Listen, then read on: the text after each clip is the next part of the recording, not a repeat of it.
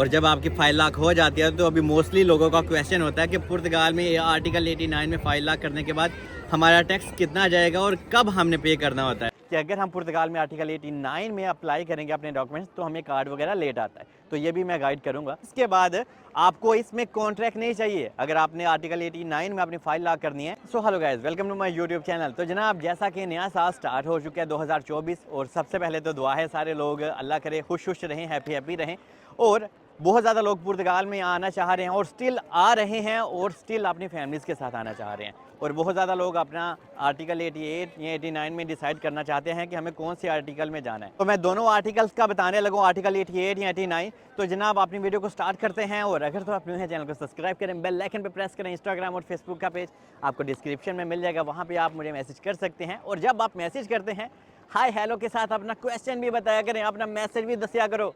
Anyway, हम अपनी video को स्टार्ट करते हैं। देखें जी, सबसे पहले मैं आपको आर्टिकल 88 के बारे में बता देता हूँ। मोस्ट ऑफ द पीपल जो पुर्तगाल में आते हैं और वो अपनी 5 लाख करते हैं तो वो आर्टिकल 88 में जाते हैं, क्योंकि लोगों को कुछ ऐसा लगता है कि हम यहाँ पे जॉब तलाश कर लेंगे। और आर्टिकल 88 है क्या, आसान लफ्ज़ों में, कि मिसाल के तौर पे मेरे सामने वो पीछे रेस्टोरेंट है, मैं आपको दिखा भी देता हूँ। समझ लो कि वो रेस्टोरेंट है, आप उस रेस्टोरेंट में जॉब कर रहे हो किसी के अंडर, तो इसको आर्टिकल 88 बोलते हैं। मतलब कि आप किसी मिनी मरकादो में काम कर रहे हो, किसी लीडल में काम कर रहे हो, किसी पिज़्ज़ा शॉप में काम कर रहे हो, मतलब कि किसी के अंडर काम करने को आर्टिकल 88 बोलते हैं। और आर्टिकल 88 में आपको डॉक्यूमेंट्स पहले मिलते हैं या आर्टिकल 89 में, क्योंकि लोगों के माइंड में बहुत ज़्यादा कन्फ्यूजन है कि अगर हम पुर्तगाल में आर्टिकल 89 में अप्लाई करेंगे अपने डॉक्यूमेंट्स तो हमें कार्ड वगैरह लेट आता है, तो ये भी मैं गाइड करूँगा। तो जनाब, अभी बताता हूँ कि आर्टिकल 89 में अगर आपने अपने डॉक्यूमेंट्स अप्लाई करने हैं तो कौन कौन सी आपको मुश्किल का सामना भी करना पड़ता है, क्योंकि ये कोई इंसान आपको नहीं बताता। तो देखें कि आप पुर्तगाल में आ गए और आप चाहते हो कि आप अपने डॉक्यूमेंट्स आर्टिकल 89 में लॉक करो। तो देखें, जब आपने आर्टिकल 89 में ही सीधा आके अपनी फाइल लॉक करनी होती है, तो यहाँ पे आने के बाद जब आप अपने शेंजन वीज़े पे आते हैं, वैलिड वीज़े पे आते हैं, आप अपनी लीगल एंट्री वगैरह करवाते हैं और सारे डॉक्यूमेंट्स आप स्टार्ट करते हैं। सबसे पहले आपको निफ नंबर चाहिए होता है, और निफ नंबर के लिए आपको कोई रिप्रेजेंट चाहिए होता है, ठीक है। क्योंकि यहाँ पे इतनी आसानी से ये चीज़ें तो नहीं बनती, लेकिन ये कोई तोप वाला सिस्टम नहीं है। सारे लोग बनवाते हैं, मैंने भी बनवाया था, सारी दुनिया बनवाती है। क्योंकि यहाँ पे जब हम नए आते हैं तो नए लोगों के माइंड में अलग अलग क्वेश्चन आ रहे होते हैं कि यार साढ़ा तो होता है, कोई जानने वाला नहीं है, तो ये डॉक्यूमेंटेशन का काम कैसे होगा। यहाँ पे हर गली मोहल्ले में डॉक्यूमेंटेशन का काम होता है, तो इससे आपको परेशान होने की ज़रूरत नहीं है। कोई भी इंसान आपकी ले दे के हेल्प कर देता है, ठीक है। तो जब आपका निफ नंबर बन जाता है और बाद में उसके ऊपर एक रिप्रेजेंट का एड्रेस लिखा होता है, तो वो आपने उसको रिमूव करवाना होता है। ये पहले नहीं था, क्योंकि आज से पहले क्या हो रहा था, जिस इंसान ने आर्टिकल 89 में जाना है तो उसको ज़रूरत बिल्कुल नहीं थी अपना ग्रंटर, अपना रिप्रेजेंट निफ नंबर के पेपर के ऊपर लिखा होता है उसको रिमूव करवाने की। लेकिन आजकल ये है कि जब हम एक्टिविटी ओपन करते हैं तो वहाँ पे अगर हमारा रिप्रेजेंट का एड्रेस या नाम पता लिखा होता है तो वो हमारी एक्टिविटी ओपन नहीं हो रही, ठीक है। लेकिन हो सकता है आने वाले दिनों में फिर से प्रोसेस सेम हो जाए, लेकिन जो चल रहा है मैं आपको वो बता रहा हूँ। तो ये काम भी आपका कैसे तैसे हो जाता है। लेकिन यहाँ पे मैं आपको गाइड कर दूँ, पुर्तगाल में कोई काम भी रुकता नहीं है यार, ठीक है। इससे आप लोगों ने परेशान नहीं होना कि यार कैसे होगा, क्या होगा। तो ये पुर्तगाल की सबसे अच्छी चीज़ है कि यहाँ पे किसी का कोई काम कभी नहीं रुकता। कोई इंसान आपकी हेल्प करे या ना करे, आप अपना जगाट कर ही लेते हो और सारी दुनिया जगाट कर लेती है यहाँ पे। और जब आप अपना निफ नंबर अप्लाई करते हैं या किसी के थ्रू भी करते हैं तो जनाब आप उससे बोला करें कि हमें निफ नंबर विद पासवर्ड चाहिए। और ये निफ नंबर होता क्या है, ये आपकी आईडी होती है जो कि आपके सदाबहार चलने वाली है जब तक आपको पासपोर्ट नहीं मिलता या जब तक आप पुर्तगाल में हैं। ये निफ नंबर हर एक के पास होता है, इसके बिना मैं, आप और पूरा पुर्तगाल कुछ भी नहीं है।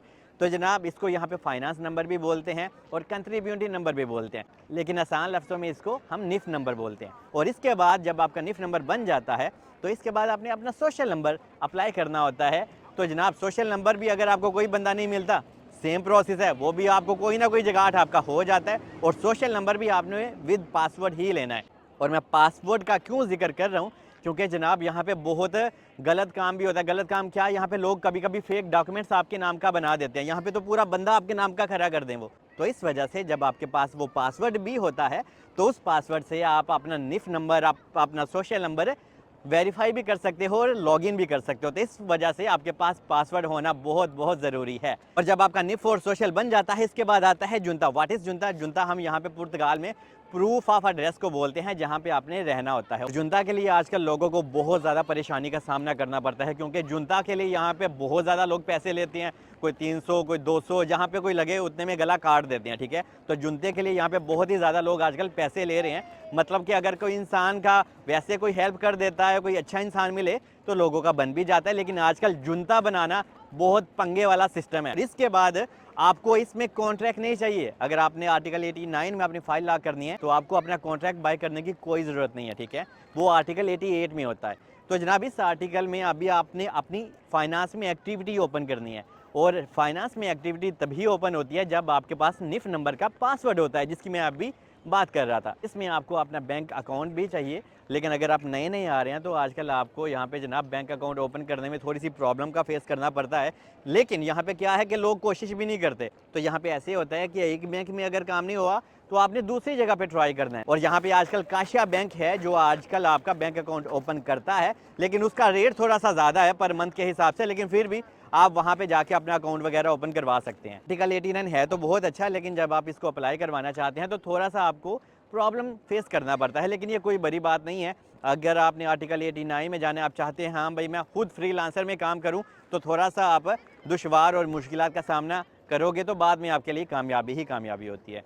और जब आपके पास ये सारे डॉक्यूमेंट्स रेडी हो जाते हैं, बाद में आपने अपनी फ़ाइल लॉक करनी होती है, सेम प्रोसेस है। और जब आप फाइल अपनी लॉक कर दोगे उसके तकरीबन 18 से 20 महीने बाद आपको एक ईमेल आती है, और ईमेल के प्रोसेस को वो अभी थोड़ा सा चेंज भी करने वाली हैं। पुर्तगाल की गवर्नमेंट इसके ऊपर काम कर रही है, क्योंकि वो चाहती है कि हम ये ईमेल जो लोगों को आती है इस प्रोसेस को थोड़ा सा चेंज करें या बहुत अच्छा करते हैं। ठीक है, वो जब भी अपडेट आएगी मैं आप लोगों को गाइड कर दूंगा। आर्टिकल 88 और आर्टिकल 89 दोनों में सेम प्रोसेस होता है और सेम टाइमिंग होती है। ये मैं बार बार क्लियर कर दूं, क्योंकि बहुत ज़्यादा लोग ये चाहते हैं कि हाँ यार अगर हम आर्टिकल 89 में जाएंगे तो हमें कार्ड लेट मिलेगा। ऐसा कोई सीन नहीं है, लोग आपको डराते हैं, क्योंकि यहाँ पे थोड़ा सा डर का लोग बिजनेस करते हैं। एक और चीज़ मैं ऐड कर दूं, मेरा अपना एक दोस्त है, उसका पहला कार्ड भी इसी फील्ड में मिला था, और उसका जब दूसरा कार्ड है, क्योंकि अभी उसको 5-6 साल हो गए, उसका दूसरा कार्ड भी उसने हमेशा ये फूड डिलीवरी का ही काम किया बाइक के ऊपर। तो उसकी एक्टिविटी भी ओपन है। इवन उसने एक कंपनी भी कभी ओपन की थी, कंपनी तो खैर उसने बंद करवा दी, लेकिन वो अपनी एक्टिविटी के ऊपर अभी भी काम कर रहा है, और उसने अपना रीन्यू का कार्ड भी उसी एक्टिविटी के थ्रू ही लिया है। तो जनाब कोई इंसान अगर आपको डराए तो उसको आप मेरी वीडियो भी दिखा सकते हो। आर्टिकल 89 है तो बहुत अच्छा, लेकिन इसमें आपको एक रिप्रेजेंट चाहिए होता है, बहुत सारी चीज़ें होती हैं, लेकिन यहाँ पे आपका वो सारा काम हो जाता है। बस ये है कि इन्फॉर्मेशन आपके पास करेक्ट होनी चाहिए कि हाँ भाई हमें ये चीज़ें हमें फेस करना पड़ सकती हैं, हमें इस चीज़ से गुजरना पड़ सकता है। तो जब आप इस चीज़ से माइंड से प्रिपेयर होते हैं, रेडी होते हैं, तो ऑटोमेटिकली चीज़ें आसान और अपने लेवल पे आ जाती हैं। लोगों के माइंड में सिर्फ ये होता है कि हमें हमारा पहला कार्ड मिल जाए, क्योंकि सिर्फ पहला कार्ड लेने में ही आपको थोड़ी सी मुश्किल और प्रॉब्लम का सामना करना होता है। और जब आपको आपका पहला कार्ड मिल जाता है, आपकी सारी थकन दूर हो जाती है और आप रिलैक्स हो जाते हैं। और जनाब पुर्तगाल के रेजिडेंस कार्ड के बहुत ज़्यादा फ़ायदे हैं।